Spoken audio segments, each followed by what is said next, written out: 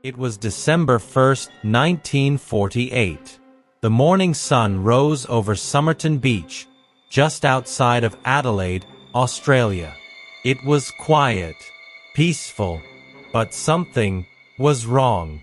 There, slumped against a seawall, legs crossed, head resting oddly to the side, lay a man, well-dressed, shoes polished, suit pressed, but he was dead. No blood, no signs of struggle, no wounds, just a body. And the strangest thing of all, no one knew who he was. No ID, no wallet, every label cut out of his clothing, even the brand on his cigarettes, switched. It was as if this man had erased himself, or had been erased. Police searched. Hospitals had no record. No missing person matched his face. And when they took his fingerprints, they found nothing. Not in Australia. Not in any English-speaking country. He was nobody. And yet, he had the bearing of someone important. Educated, refined, and dead without reason.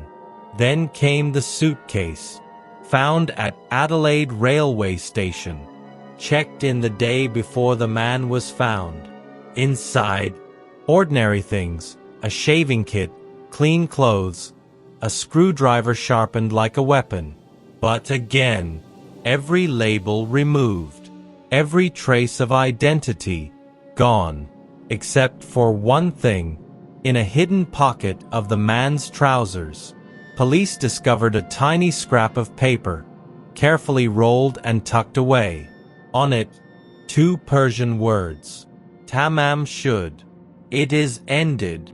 It came from a rare book, the Rubaiyat of Omar Khayyam, a collection of poetry about fate, death, and the illusion of control. But where was the book it came from? No one knew. Not yet. Until one man, weeks later, walked to his car, parked just blocks from the beach. There, in the back seat, was a copy of the Rubaiyat, and in it, a hole in the last page, right where the words Tamam should have been torn out. Was it suicide? Murder? Espionage? No one could say, but there was something else inside that book. Something even more chilling. A code, written faintly on the inside back cover. A series of letters. No words, no spaces, just mystery, like a voice from the grave trying to speak, and no one could understand it. The dead man never blinked, never moved. And yet, the world around him unraveled. Next time we follow the letters, the whispered names, and the woman who claimed she didn't know him, but might have known more than she said. Because the dead man's story isn't over. Not yet. A dead man, a hidden scrap of paper, and a rare copy of the Rubaiyat tucked into the back seat of a stranger's car. But this story was far from over, because inside that book, beneath the torn final page, was something no one expected. A code. Gobabt, Mliawi, Bimpanit, Mliaboayak, Itn Samstgab. 5 lines, scrawled in ink. No language, no translation. It wasn't random. It felt intentional, deliberate. But no one, not military cryptographers, not codebreakers, not historians, could crack it. To this day, it remains unsolved. But the mystery wasn't just in the letters. It was in the woman. Her name was Jestin. At least, that's how the papers referred to her. A nurse living just blocks from where the man was found. When police showed her the copy of the Rubaiyat, her reaction was instant. She turned pale, nearly fainted. then denied everything. "I don't know him," she whispered. But her eyes said otherwise. The book had once belonged to her. She had given it to a man during the war, a man she only ever referred to as Alf Boxall. But Boxall was very much alive, and when the police found him, he still had his copy, intact, untorn, with her signature inside. So who was the man on the beach?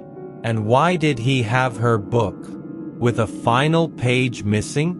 Some began to whisper what others feared, that the unknown man was a spy. The year was 1948. The Cold War had begun, and Adelaide was no ordinary city.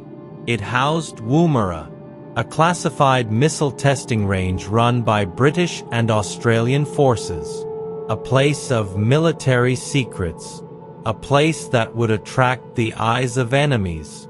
The dead man's clothing was tailored in American fashion, but the thread was unavailable in Australia.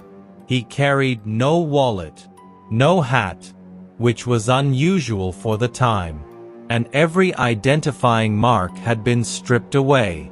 And then there was his body.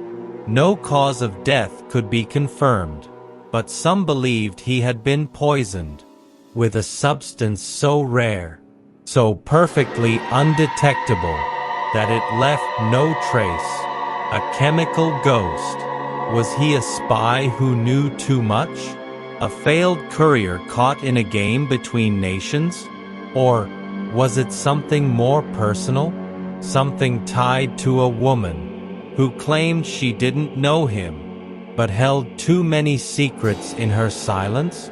"There's something I'm not supposed to say," one detective recalled her whispering. "Something I promised, but she never said what." And the man with no name, no country, no past, remained where he'd been placed, 6 feet under, headstone marked, "The Unknown Man." And just when the case began to fade, a new clue emerged, not from the past, but from the future. DNA, bones, and a suitcase locked away in government storage for over half a century.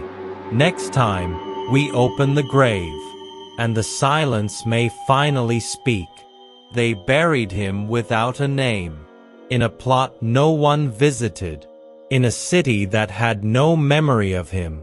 His gravestone read simply, "The Unknown Man," but the ground never forgets, and neither do the dead. Decades passed. The case faded. The theories multiplied. A spy? A jilted lover? A cursed soul caught between lives? But in 2021, after 73 years of silence, his grave was opened. A team of forensic specialists exhumed his remains, not for closure, but for answers. DNA. That last trace no poison could erase, no scissors could remove. A fingerprint of the soul, locked in bone, and the world waited. The results came back. A name, Carl Charles Webb, born in Melbourne, an electrical engineer, a man lost to history until now. But with his name came more questions. Because Charles Webb had never been reported missing. No one came looking. No one wept. His family had vanished. Records scattered. And the woman, Jestin, the one he might have died for, was long gone, dead, buried, and silent. The rubaiyat, the torn page, the code, all of it still hangs in the air, like smoke from a match never seen. Who placed the book in the car? Why did he travel to Adelaide? And what happened on that beach? In those final, silent moments before his body was found? No one knows. Or maybe someone did, but they too are gone. Ashes in the breeze. In the end, all that remains are echoes. A man who died alone. A woman with secrets she took to the grave. And a message in a language no one could ever read. Tamam Shud. It is ended. But is it? Because sometimes mysteries don't end. They wait. In shadows. In silence. In stories we pass on like ghost lights in the fog.